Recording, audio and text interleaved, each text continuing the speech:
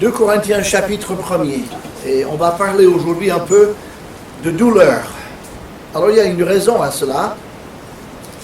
Normalement c'est Daniel qui devait porter la parole, mais il était dans la douleur cette semaine. Et donc je proposais, si tu as trop mal et si tu es trop malade, je peux te remplacer aujourd'hui.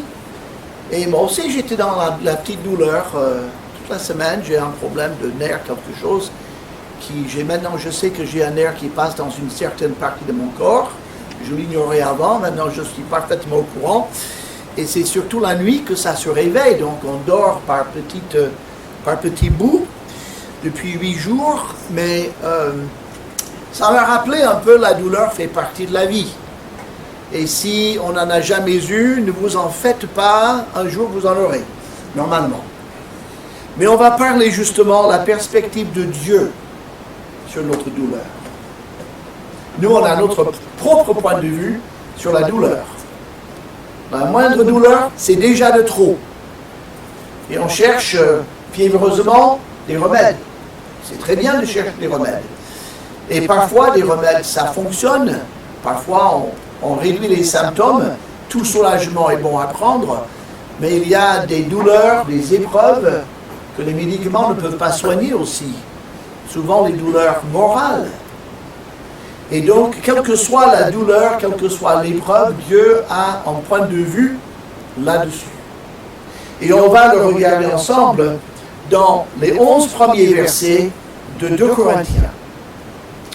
Paul, apôtre de Jésus-Christ par la volonté de Dieu, et le frère Timothée, à l'Église de Dieu qui est à Corinthe, et à tous les saints qui sont dans toute l'Achaïe, que la grâce et la paix vous soient données de la part de Dieu notre Père et du Seigneur Jésus-Christ. Béni soit Dieu, le Père de notre Seigneur Jésus-Christ, le Père des miséricordes et le Dieu de toute consolation, qui nous console dans toutes nos afflictions, afin que, par la consolation dont nous sommes l'objet de la part de Dieu, nous puissions consoler ceux qui se trouvent dans l'affliction. Car, de même que les souffrances de Christ abondent en nous, de même notre consolation abonde par Christ. Si nous sommes affligés, c'est pour votre consolation et pour votre salut. Si nous sommes consolés, c'est pour votre consolation, qui se réalise par la patience à supporter les mêmes souffrances que nous endurons. Et notre espérance à votre égard est ferme, parce que nous savons que si vous avez part aux souffrances, vous avez part aussi à la consolation. Nous ne voulons pas en effet vous laisser ignorer, frères, au sujet de l'affliction qui nous est survenue en Asie, que nous avons été excessivement accablés, au-delà de nos forces, de telle sorte que nous désespérions même de conserver la vie. Et nous regardions comme certains notre arrêt de mort, afin de ne pas placer notre confiance en nous-mêmes, mais de la placer en Dieu qui ressuscite les morts. C'est lui qui nous a délivrés et qui nous délivrera d'une telle mort. Lui, de qui nous espérons qu'il nous délivrera encore. Vous nous assistez vous-même de vos prières, afin que la grâce obtenue pour nous par plusieurs soit pour plusieurs une occasion de rendre grâce à notre sujet. On voit dans les versets 8, 9 et 10 que l'apôtre Paul et son équipe sont passés par une épreuve absolument terrible. Il n'explique pas toute la nature de cette épreuve, mais l'épreuve était de telle nature à le faire croire qu'il allait en mourir. Il était certain qu'il allait en mourir. Mais il a placé sa confiance dans le Seigneur, et le Seigneur l'en a sorti, mais alors, sans doute miraculeusement, grâce à la prière que les églises élevaient pour lui, et il a été consolé dans cette terrible épreuve, et cette consolation, il la partage avec ces églises qui ont prié avec lui. Ça, c'est par rapport à la situation dans la vie de l'apôtre Paul. Mais quand on vient pour parler plus largement du thème de la douleur, de l'épreuve, première chose qu'on doit savoir, notre douleur est une réalité. Si vous avez une douleur physique, vous allez dire, la douleur, ma douleur, ce n'est pas une vue de l'esprit. Hein. Elle n'est pas imaginaire, ce n'est pas Dr. Knopf, vous connaissez la pièce de Molière. Ça gratouille, ça coince, etc. Alors il était toujours malade, et le docteur a essayé de donner maintes remèdes, mais en fait il n'était pas malade, mais il se rendait malade psychologiquement. Mais c'est pas ça le genre de douleur, on parle de vraie douleur. Une vraie épreuve, pas forcément une douleur physique, une douleur morale. Il y en a aussi. Il y a des douleurs, des déceptions, mais parfois des complexes. Il y a des gens qui ont des tocs. Vous savez, ça c'est terrible, des troubles obsessionnels et qui sont, leur vie est vraiment compromise, très en difficulté par là. Après, il y a tous les handicaps, les gens qui ont été opérés, qui ne retrouvent pas la santé qu'ils avaient avant, leur vie a basculé, comme on dit. Ils disent, à partir de maintenant, ma vie ne sera plus ce qu'elle était. Quand quelqu'un apprend, vous aurez cette douleur pour le restant de votre vie, c'est le jour où la vie bascule. Il y a en avant et en après. Après, il y a les douleurs passagères. Il y a les déceptions. Il y a c'était un groupe qui se disait chrétien, nous on la qualifierait plutôt de secte. C'était un groupe qui se réclamait de la Bible, et c'était une prophétesse qui a écrit plusieurs livres, qui avait 4 maris successifs. Bon, ça, je ne sais pas si c'était une femme fatale ou quoi, mais elle a eu plusieurs divorces et plusieurs mariages, tout en disant prophétesse de Dieu. Et elle a fondé un groupe qui s'appelle la science chrétienne. Et les gens qui ont étudié la science chrétienne ont dit ce n'est ni de la science ni chrétienne. Mais la science chrétienne, d'après cette dame, disait toute douleur, toute épreuve est imaginaire. Même le mal dans le monde est imaginaire. Dieu est amour, tout va bien. Et si par la science, par notre enseignement, vous allez découvrir, en fait, il n'y a pas de mal dans le monde, il n'y a pas de tout est dans votre imagination. Vous êtes malade, vous avez des douleurs, mes amis, c'est imaginaire. Et voilà ce qu'elle enseignait. Alors, il y a des gens, quand ils sont en bonne santé, ils pouvaient très bien se joindre à la science chrétienne.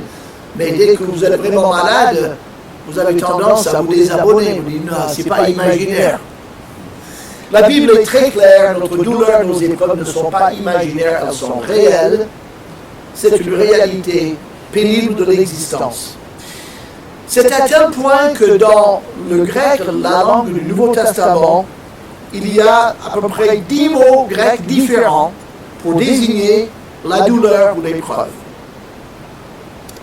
Vous imaginez s'il y a 10 mots différents, ça veut dire toutes sortes de douleurs et toutes sortes d'épreuves. Il y a par exemple la douleur de la pression. C'est un mot, la meilleure manière de l'illustrer, c'est, vous vous souvenez de ces cabines téléphoniques qu'on avait dans le temps avant d'avoir les portables? Les vieux, oui, tout le monde, les vieux disent oui, oui, les jeunes, non plus pas. La cabine téléphonique, il y avait un jeu, on essaie de voir combien de jeunes pouvaient se mettre dans une cabine téléphonique. On avait arrivé à 10, 12 personnes, mais c'était comme des sardines, littéralement. On fermait la porte et il ne fallait pas rester longtemps parce qu'on étouffait. Mais ça, c'est l'idée de cette pression. On est dans une situation, on est pressé de tous côtés, il n'y a aucun moyen de bouger, de sortir, on est coincé. Très très sous pression. C'est une affliction qui écrase, une tribulation, une persécution. Ça peut être la pauvreté, on ne peut pas en sortir. Ça peut être la maladie, l'angoisse pour les êtres chers, la peur. C'est des camisoles qui nous tiennent et on ne peut pas en sortir. On parle de claustrophobie, c'est terrible la claustrophobie. Quand quelqu'un est dans un espace réuni et il veut en sortir mais il ne peut pas, il est coincé là, mais c'est terrible. Un autre mot désigne la douleur ressentie, c'est-à-dire la partie que l'on ressent dans son corps ou dans son âme. Donc vous avez la situation de douleur, mais vous avez la douleur qui est ressentie. Et puis après, il y a la douleur du fardeau. Autrement dit, la douleur qui vient quand on est totalement écrasé sous un fardeau insoulevable et on n'arrive pas à en sortir. Il a parlé de justement ça, le problème en Asie. Il dit nous avons été excessivement accablés. C'est ça le sens ici. On était totalement sous un poids énorme dont on ne pouvait pas sortir. C'était un problème de dépression, de la tristesse. Il a été battu de 39 coups. Parfois, les gens mouraient avec les 39 coups. Il y avait des problèmes physiques. Il avait des problèmes physiques. Il était défiguré. Au moins au niveau de ses yeux, par ce problème qui était en plus très douloureuse et une maladie qui était repoussante à regarder. Il avait des traumatismes, il avait un fardeau trop lourd à porter. La douleur du fardeau. Il y a aussi un autre mot qui désigne le désespoir. Le désespoir. Et là, il parle aussi, nous désespérions même de conserver la vie. C'est une autre nuance. Le désespoir, c'est qu'il n'y a aucune sortie possible. C'est pas ça va durer quelques jours et après je pourrai en sortir. Non, il n'y aura jamais de sortie possible. Je suis coincé là et je resterai toujours coincé là. Et on parle d'être perdu au point de tout abandonner. C'est au-delà des forces, au-delà de notre capacité. C'est des douleurs ou des épreuves, on dit, je ne tiendrai pas une heure de plus, je ne tiendrai pas un jour de plus. Et pourtant on tient, et on tient encore, et on ne sait pas comment. Mais on a l'impression à chaque instant, c'est la fin. Et puis il y a bien sûr la mort est la seule sortie de certaines souffrances. Les gens et on est nombreux dans l'humanité à mourir à l'issue d'une longue maladie. Alors quand on parle de comment je voudrais mourir, on est lugubre ce matin. Hein? Certains disent je préfère mourir au lit, entouré d'oreillers de mes amis. D'autres disent je préfère mourir d'une crise cardiaque, boum, c'est fini. D'autres disent je préfère mourir dans un accident de la voiture, je ne sentirai rien, je m'éteindrai comme une ampoule. Voyez, les gens ont toutes sortes d'idées de comment ils voudraient mourir, mais on est tous d'accord que on redoute quand même, quelle que soit la manière dont on va partir, on redoute l'expérience. Le chrétien ne redoute pas l'au-delà, mais humainement parlant, on redoute les douleurs qui peuvent venir sur notre corps, dans notre vie, à mesure que nous vieillissons. Donc, quelle est l'application ici? C'est que si nous avons expérimenté des douleurs ou des épreuves, quand quelqu'un dit « j'ai mal, je suis dans la douleur, je suis dans l'épreuve », tout comme nous voudrions qu'ils nous croient quand nous le disons, nous devrions les croire quand ils le disent. Vous savez ce qu'on trouve à dire souvent? « Oh, écoutez, ça va aller, je te promets, tu vas t'en sortir. Est-ce que tu me crois? Je te promets que tu vas t'en sortir. » C'est quoi ça? Tout ira bien. Même aux hôpitaux, parfois les médecins, quand la famille dit « Qu'en est-il de notre bien-aimé? Où est-ce qu'il en est? Qu'est-ce qu'il lui reste comme temps à vivre? Ça ira bien. » Et puis il va voir les infirmières, il était à la dernière extrémité. Mais je ne veux pas le dire à la famille. Il faut que l'on dise rien. Il faut qu'on les laisse croire le mieux et puis comme ça ira bien, c'est comme ça. Mais c'est pas vraiment... Et bon, si les docteurs le font, ça c'est leur affaire, mais nous, en tant que chrétiens, nous devons reconnaître la douleur des uns des autres. Je sais que tu es dans la douleur. Je sais que tu passes par une épreuve. Je ne connais pas. Alors parfois aussi, on a le mot trop facile. Quelqu'un est vraiment dans une vive douleur, on dit « Je te comprends. Je sais par quoi tu passes. » La personne vous dit vraiment. Vous avez jamais eu cette douleur-là? Non, mais j'imagine. Non, tu ne connais pas. C'est pas la peine de dire que tu comprends. C'est pas dire, oui, je suis déjà passé par là, regarde comment je suis maintenant, tu vois, donc prends courage, tu vois, c'est pas... Non. Il ne faut pas la sous-estimer, cette douleur, cette épreuve. Je sais que tu es dans la douleur. Je suis disponible si tu veux en parler. Je prie pour toi. Avez-vous jamais parlé avec quelqu'un et bonjour, comment ça va? Et puis il vous raconte toute l'opération qu'il a eue il y a 15 ans. Et le récit dure 3/4 d'heure. Et on voit que la personne est toujours encore, se souvient comme si c'était hier. Oui, mais ça a marqué sa vie. Et qu'est-ce qu'on trouve à dire? Oh ben, il m'a ennuyé avec son histoire. Vous savez, c'est la dernière fois que je parle avec lui, je n'ai pas le temps d'écouter ces trucs-là. Oui, mais il y a une souffrance. Nous sommes là pour les uns et pour les autres. Quand on visite les gens, en tant qu'enfant de Dieu, pasteur ou bien ami chrétien, on se rend compte que quand on visite les gens, au début quand je faisais des visites aux gens, je me disais voilà ce que je veux leur dire. Mais systématiquement, je ne pouvais pas en placer une parce que c'est de ces gens-là qui parlaient. Et à mesure qu'ils parlaient, je comprenais à quel point ce que j'avais préparé à dire n'allait pas du tout et ne ressemblait à rien pour aider dans la situation. Il fallait les écouter parler d'abord. Et en écoutant cette peine, cette épreuve, cette douleur, cette tristesse, Dieu nous ramène à des versets de la Bible où Dieu va parler à leur cœur pour les aider dans le domaine où ils souffrent. Et nous ne devons pas avoir des réponses toutes faites à des problèmes dont nous ignorons tout, mais être à l'écoute les uns des autres. Notre douleur est une réalité. Mais notre douleur est aussi une opportunité.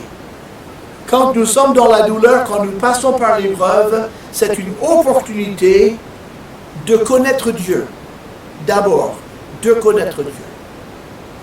Nous lisons dans le verset 3, « Béni soit Dieu, le Père de notre Seigneur Jésus-Christ, le Père des miséricordes et le Dieu de toute consolation. »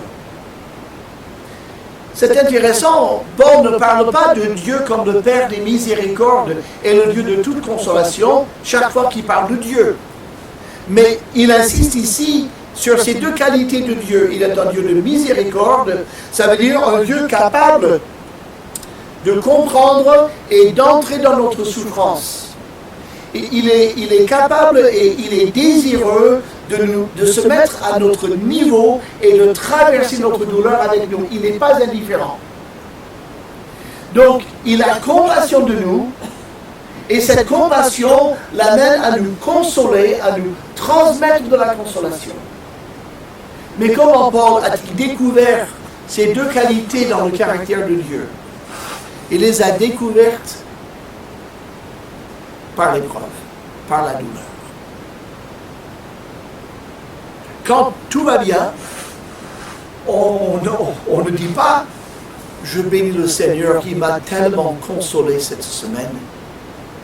J'ai une santé resplendissante. J'ai le compte en banque rempli. Je viens d'acheter une nouvelle voiture. Mes enfants vont bien. Tout va bien dans ma vie. Et qu'est-ce que Dieu m'a consolé ?» Les gens vous diront « T'as consolé de quoi ?»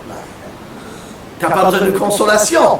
Compte tes bénédictions, ça c'est bien. Sois dans la reconnaissance. Mais tu n'as nul besoin de consolation. Hein? Tout va bien pour toi. Mais quand quelqu'un dit Dieu m'a consolé, dans première on dit il t'a consolé de quoi? Quelle était ta douleur? Quelle était ta peine? Et il dit le Dieu des miséricordes et de consolation. Paul dit je l'expérimente ce Dieu-là quand je suis dans la peine et dans la douleur. Consoler, c'est quoi? Consoler, c'est déjà le préfixe veut dire à côté d'eux. Consoler quelqu'un, c'est se tenir à côté de quelqu'un pour lui dire et pour lui faire de bonnes choses, pour le soulager. Consoler, c'est être à côté de la personne qui souffre pour lui faire du bien. Le travail d'une infirmière, par exemple, c'est la consolation. Le malade est chez lui ou à l'hôpital, dans un lit, et il souffre, et puis il est cloué au lit, il est immobile, il ne peut rien faire. Qu'est-ce qu'il est heureux de voir quelqu'un ouvrir la porte?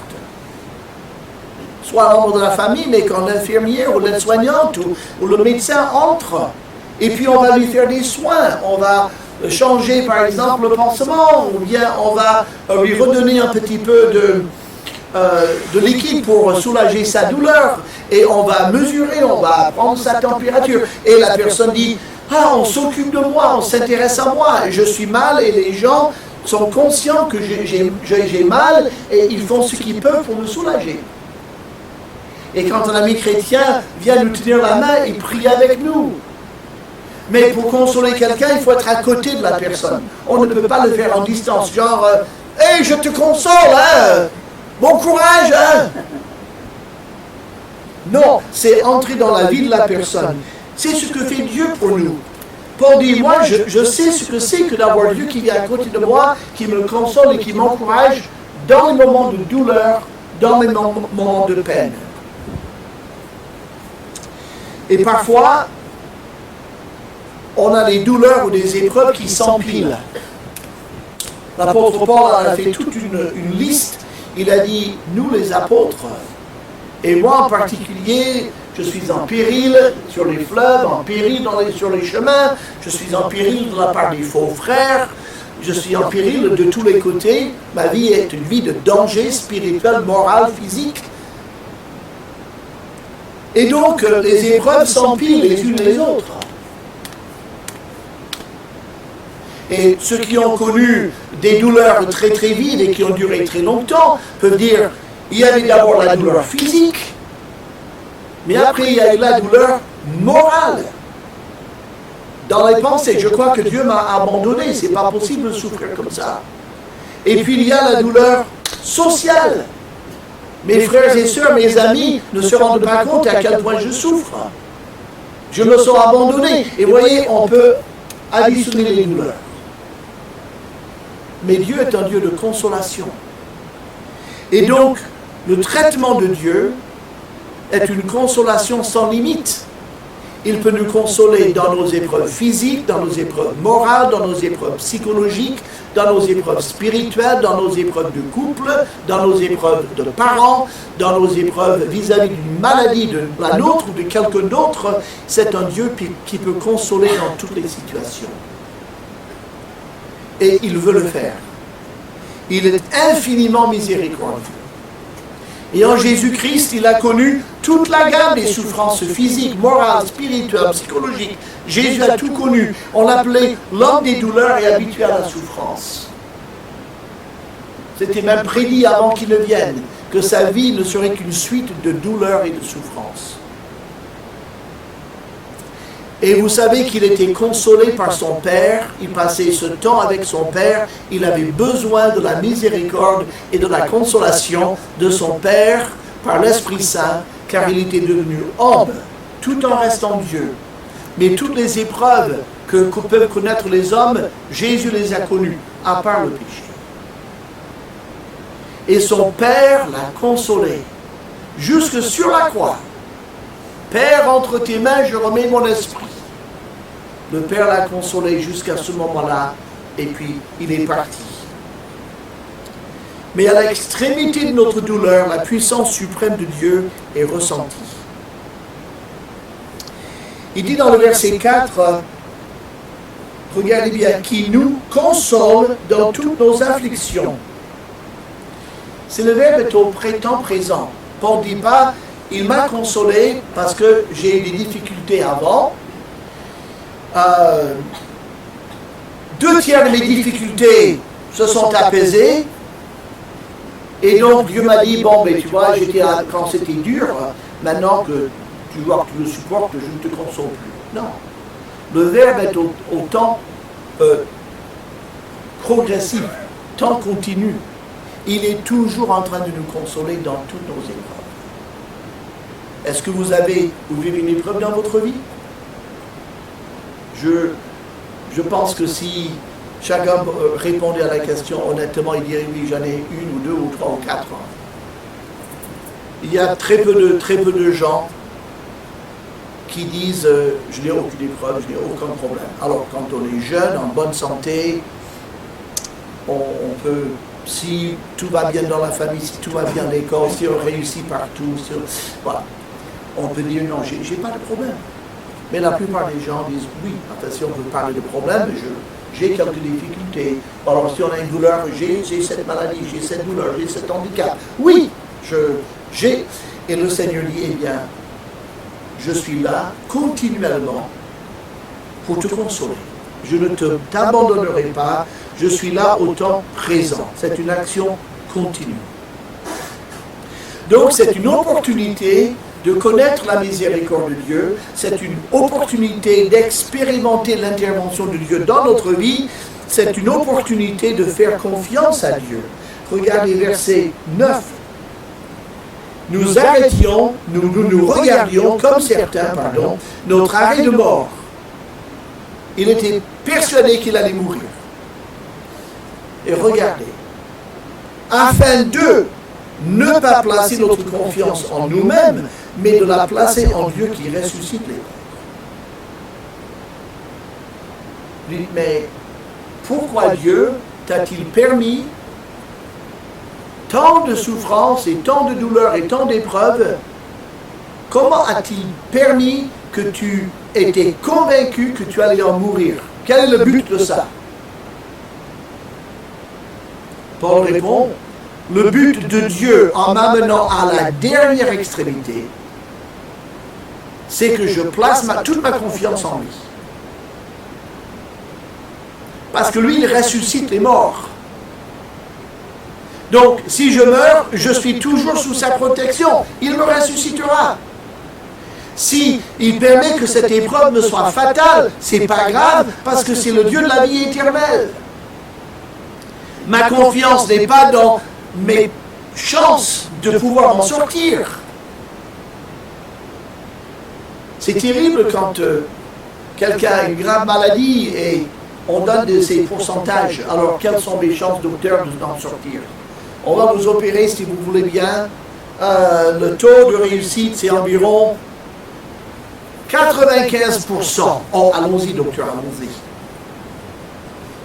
Le taux de réussite, c'est 50%. Ah. Je ne sais pas, là, je ne sais pas, je risque. Le taux de réussite est de 3%. Pour dire, je n'étais pas dans ces pourcentages. J'étais convaincu que le taux de chance que j'avais de continuer à vivre était à peu près de 0%. J'étais certain que j'allais en mourir. Eh bien, dans cette situation, j'ai placé ma confiance dans le Dieu qui ressuscite les morts. Il a fait confiance à Dieu. Il a dépendu de la force de Dieu. Il a eu confiance que Dieu sait ce qu'il fait. Si Dieu veut que je meure, je mourrai. Ça sera la volonté de Dieu. Ma vie terminera à ce moment-là. Où est le problème? Parce que ce Dieu-là a le pouvoir de me ressusciter. Et je partirai au ciel avec lui. L'autre jour, on faisait un petit cours ici sur des martyrs pendant la Réforme. Et il y avait un monsieur qui a dit à ses enfants, on l'a emmené pour le faire mourir. Il était allé être martyr. Et ses deux enfants ados, ces deux garçons ados sont arrivés. Est-ce que vous voulez partir avec moi à la Jérusalem céleste, mes enfants? Parce que les soldats avaient arrêté toute la famille. Et les garçons ont dit, oui, nous voulons partir avec toi. Et alors il était là, sur le bûcher, et c'était 16 heures. Il a dit, ne vous en faites pas, mes enfants. À 17 heures, nous serons dans la maison du Père. Nous allons goûter le repos dans la maison du Père dans moins d'une heure. Quelle manière de partir. On va quand même partir. Si le Seigneur ne revient pas pour l'enlèvement, et on attend tous ça, et toutes les générations d'enfants de Dieu jusqu'à présent attendaient l'enlèvement pour leur vivant. J'ai des quantités d'amis qui avaient 20 et 30 et 40 ans de plus que moi, qui m'ont beaucoup édifié quand j'étais jeune, qui prêchaient merveilleusement. Et chacun disait, j'attends le retour de Christ. Il y en avait un qui était à la radio pendant 50 ans tous les jours. Et tous les ans, le 1er janvier, il disait, mes amis, j'étais persuadé que le Seigneur allait venir nous chercher l'année dernière. mais je crois qu'il va venir cette année. Il gardait toujours, mais il est mort il y a maintenant 40 ans, il est dans le ciel. Donc le Seigneur décide. Mais bon, si on regarde les pourcentages, depuis 2000 ans qu'il y a des enfants de Dieu sur la terre, il y a de fortes chances qu'on passe d'abord par le décès avant l'enlèvement. Mais quoi qu'il en soit, notre Dieu ressuscite les morts. Et aussi, il dit, c'est une opportunité de louer Dieu dans le verset 3. Béni soit Dieu, le Père de notre Seigneur Jésus-Christ. Donc, nos douleurs sont une opportunité d'expérimenter Dieu, de connaître Dieu, de lui faire confiance et de le louer. Mais notre douleur, troisième chose, nous donne un ministère. Dieu se sert de nos épreuves. Dieu ne fait jamais rien pour rien. Il n'est pas si inintelligent qu'il va un jour dire je t'ai fait passer par beaucoup d'épreuves. Pourquoi, Seigneur? Oh, je ne sais pas. Je t'avais oublié pendant un petit moment. Ou bien, non, mais attends, je fais ce que je veux, donc tu n'as qu'à souffrir et te taire, parce que de toute façon, tu es un être humain, tu mérites bien la souffrance. Non. Dans son plan pour nous, parce que Dieu a un plan pour notre vie, il dose des épreuves, il les permet. On est obligé de dire que Dieu les permet. Quelqu'un l'a bien dit, Satan peut-être va imaginer la pire attaque contre vous. Mais il est obligé de mettre sa proposition sur le bureau de Dieu. Dieu le regarde. Si c'est trop fort, il limite dans le temps, dans l'intensité. Parfois, il refuse. Mais parfois, il tamponne et il dit, cette épreuve peut parvenir à mon enfant. Il le permet. Sinon, on dirait, mais voilà, j'achète cette douleur parce que mon Dieu, il n'est pas tout puissant. Il est faible, comme moi d'ailleurs. Et il dit, oui, mais je n'ai pas la force de t'aider, donc tant pis, bon courage, on se verra dans l'éternité. Non, Dieu est tout puissant. Ou alors, Dieu est tout puissant, mais il a un côté cruel. Alors, parfois, quand il n'aime pas quelqu'un, il lui fait sentir. Notre Dieu n'est pas comme ça non plus. Il n'est pas cruel, il est plein de miséricorde, il est tout puissant. Donc la seule autre alternative, c'est que la douleur, les épreuves, les difficultés ont un but dans notre vie. Dieu a un but en les permettant. Et son but, Dieu va nous qualifier mieux pour exercer un service pour lui à travers l'ensemble de nos épreuves. Regardez le verset 4. Il dit, Dieu nous console dans toutes nos afflictions, et il ne met pas un point final. Il dit, afin que, dans le but de, par la consolation dont nous sommes l'objet de la part de Dieu, nous puissions consoler ceux qui se trouvent dans l'affliction. C'est comme si Dieu disait, je te console, n'est-ce pas? Bon, passe ta consolation à quelqu'un d'autre à côté de toi qui souffre. Fais pour les autres ce que j'ai fait pour toi. C'est ce que Paul a compris à travers ces grosses et beaucoup de grosses épreuves. Il dit, j'ai vécu l'aide de Dieu, j'ai vécu la consolation, j'ai vécu la proximité de Dieu. Et ça, c'est une mission solennelle que j'ai de consoler quelqu'un d'autre qui souffre. Un ministère d'encouragement. Dans le verset 6, regardez ce qu'il dit. Parce que ce verset 6, il ne semble pas avoir trop de sens. Si nous sommes affligés, c'est pour votre consolation et votre salut. Bon, là, il vient de l'expliquer. C'est-à-dire que Dieu n'est pas obligé de consoler, d'encourager et avoir compassion de quelqu'un qui ne souffre pas. Si tout va bien pour vous, dites pas « Seigneur, aie pitié de moi, console-moi, encourage-moi ». Non, on ne prie même pas ça parce que tout va bien. On dit Seigneur, merci parce que tout va bien. C'est une grâce. Mais il dit, quand nous sommes affligés, quand nous sommes donc à l'étroit, quand nous sommes dans la douleur, Dieu me console et après, nous pouvons vous consoler. Et si nous sommes consolés, c'est pour votre consolation. Donc, qu'est-ce qu'il dit? Il dit, quand je suis affligé, Dieu me console. Et cette consolation, vous la voyez, vous voyez que je suis consolé, et ça vous console, et ça vous sauve, c'est-à-dire, ça vous délivre. En quelque sorte, Paul dit, si j'étais affligé dans toutes les épreuves que je vis, et que je devais vous dire, je n'ai aucune consolation, je suis au fond du trou, Dieu m'a abandonné, vous seriez perdu. Vous diriez, mais si alors Dieu ne console pas son serviteur, quand les épreuves nous viendront, il ne va pas nous consoler non plus. Pourquoi je reste avec ce Dieu-là? Mais il dit non, en vous parlant de la consolation que Dieu me donne, ça vous console et ça vous protège de tirer une mauvaise conclusion et d'abandonner Dieu. Et si je suis consolé, eh bien, vous êtes consolé parce que quand vous passerez par les épreuves par lesquelles je suis passé, vous savez à l'avance que Dieu vous consolera, ça vous aidera. Beaucoup de gens se convertissent quand l'Église est persécutée, aujourd'hui et depuis toute l'histoire.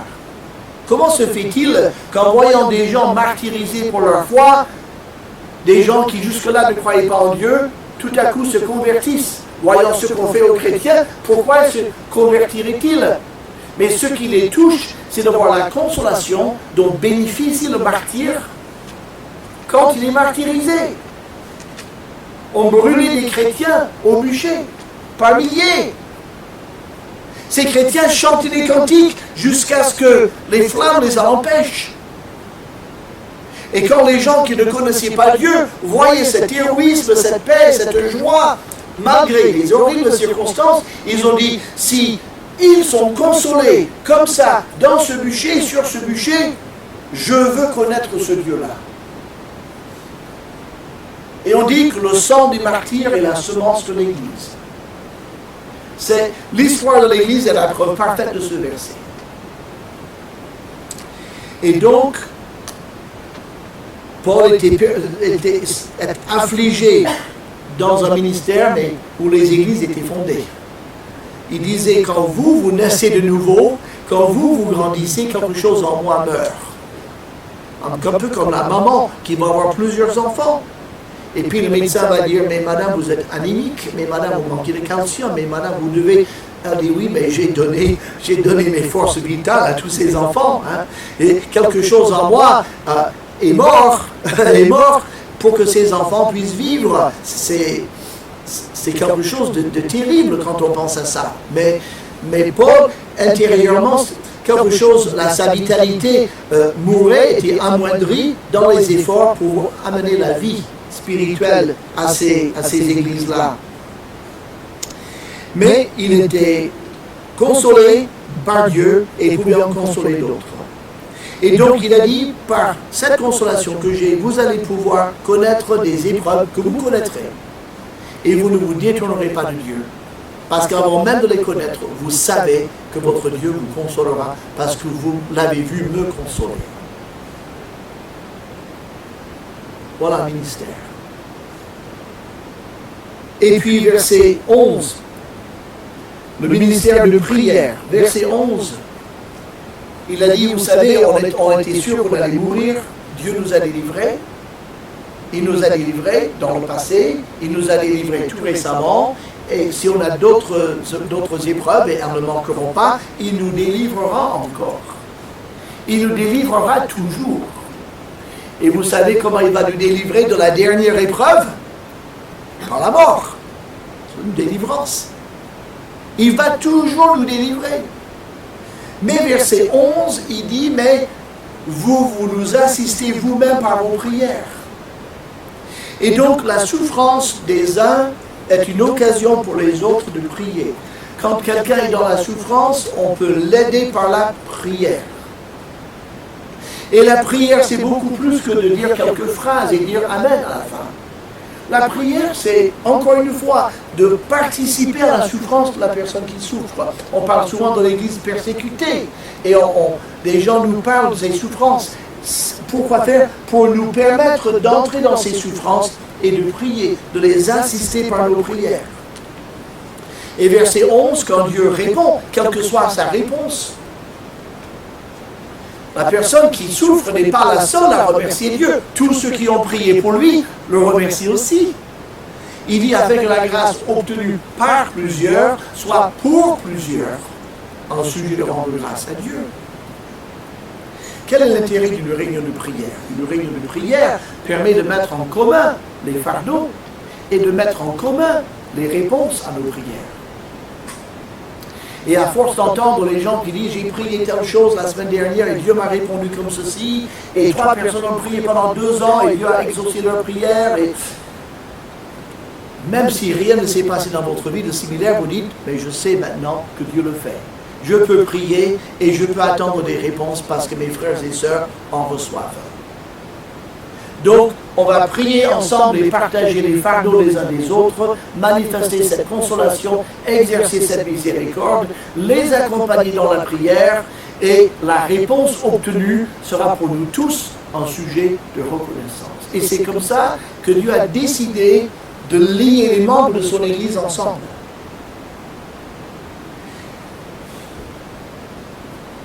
J'étais dans beaucoup d'églises, j'ai vu beaucoup de choses, comme peut-être beaucoup d'entre vous, vous avez vu plein de choses. Et si vous êtes dans les églises depuis suffisamment longtemps, vous savez que dans les églises, il y a de la souffrance. Non seulement la souffrance de la vie individuelle, parfois la souffrance les uns avec les autres. Des mésententes, des paroles blessantes, des malentendus, on n'arrive pas à dormir la nuit. Un problème d'église, c'est terrible parce que l'amour est tellement fort que tout problème devient énorme. Et à travers l'épreuve et à travers la souffrance, quand les chrétiens qui souffrent ensemble et qui prient ensemble, ils deviennent beaucoup plus liés, beaucoup plus fraternels, beaucoup plus intimes, beaucoup plus unis, parce qu'ils ont souffert ensemble. Et donc Dieu permet à la souffrance et aux épreuves de lier davantage ensemble les membres du corps de Christ. Vous prenez 100 personnes pour lesquelles tout va bien, pour lesquelles tout réussit. Et ils n'ont pas besoin les uns des autres. Parce qu'ils n'ont aucun besoin. Donc ils peuvent être gentils, mais s'il y a le moindre problème, je n'ai pas besoin d'eux, je m'en vais. Mais quand on a traversé des vertes et des pas mûres et des eaux profondes et des vallées, des difficultés, des souffrances et des larmes, là, on dit non, j'ai besoin des autres. Je ne vais pas les quitter, je vais rester avec eux. On a trop traversé pour se séparer. On est unis, on a été unis dans la difficulté, on va rester unis dans la prospérité. Dieu nous a unis à travers la souffrance. À travers la souffrance, nous voyons nos limites. Et nous voyons que Dieu est illimité. Francis Avergal, c'était un célèbre poète des cantiques du 19e siècle, on en a écrit beaucoup. C'est une dame qui était malade et alitée presque toute sa vie. Et il y a plusieurs poétesses notamment, et des poètes, des gens qui ont écrit des cantiques merveilleux, qui eux-mêmes étaient absolument, physiquement, à plat, presque toute leur vie. Voici ce qu'elle a dit, par des circonstances terribles. Dieu répond à ma prière empressée pour davantage d'enseignement et pour me rapprocher de lui à tout prix. Elle dit, Dieu m'enseigne par la souffrance, dans la souffrance. Elle a dit, je trouve que Dieu ne refuse jamais de répondre à la confiance. Tout lui laisser, et d'une douceur inexprimable. La douleur, pour un vrai enfant de Dieu, est réellement et seulement une bénédiction déguisée. Je répète ça, la douleur pour un vrai enfant de Dieu est réellement et seulement une bénédiction déguisée. Cette dame a souffert toute sa vie, donc elle est crédible pour en parler. La souffrance est seulement sa main de sculpteur. L'un de ses outils de gravure, produisant en nous une ressemblance à Jésus après laquelle nous soupirons. Par la souffrance, Dieu sculpte, enlève ce qui est de nous pour faire ressortir une image plus conforme de Jésus-Christ. Elle a dit, je n'ai jamais rencontré un chrétien souffrant qui n'ait pas remercié Dieu. Ce sont des paroles extrêmement profondes. Ce n'est pas du tout à bien merci. Non, c'est là où Dieu peut pénétrer très profondément dans notre vie et faire de nous une vraie bénédiction. Au lieu de vouloir à tout prix nous affranchir de toute souffrance, de casser tous les liens qui nous encombrent, dire « je veux être libre, je veux être moi-même, je veux faire ce que moi je veux faire », le Seigneur a dit « prenez mon joug sur vous et recevez mes instructions, car je suis doux et humble de cœur, et vous trouverez le repos de vos âmes. » Notre Dieu et Père, nous prions que cette méditation sur la souffrance et sur les fardeaux puisse nous être utile. Permets-nous de tirer profit des moments que nous redoutons tant et que nous n'aimons pas. Nous devons reconnaître que tu es toujours en train de nous enseigner et souvent les épreuves, c'est comme ça que la leçon rentre le mieux. Permets-nous, Seigneur, d'entrer dans ta pensée aussi et de ne rien redouter quand cela vient de toi. Et au lieu de dire « Pourquoi, Seigneur, pourquoi je souffre ?» que nous puissions dire « Seigneur, je souffre, mais en quoi veux-tu me faire avancer? Instruis-moi. » Nous te prions de soulager la souffrance, Seigneur. Aide-nous à avoir plus de compassion pour ceux qui en ont besoin, plus de miséricorde, être davantage comme toi, en Jésus-Christ.